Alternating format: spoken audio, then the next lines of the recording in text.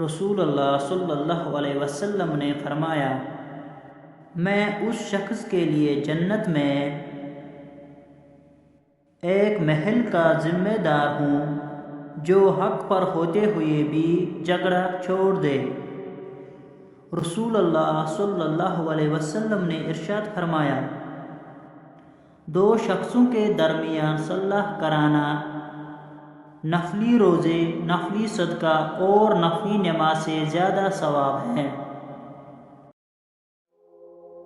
حضرت رسول خدا صلی اللہ علیہ وسلم نے فرمایا، بے شک اللہ کی نعمتوں کے بھی کچھ دشمن ہیں۔ پوچھا گیا، یا رسول اللہ صلی اللہ علیہ وسلم، نعمتوں کے دشمن کون ہیں؟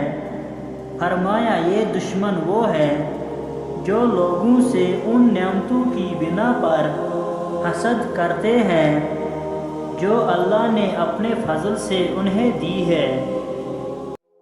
رسول اللہ صلی اللہ علیہ وسلم نے فرمایا، جب تم ایسے ہو جاؤ کہ تمہارے غم بڑھ جائے تو تم ان غموں کو ختم کرنا چاہو تو مجھ پر درود پڑھو۔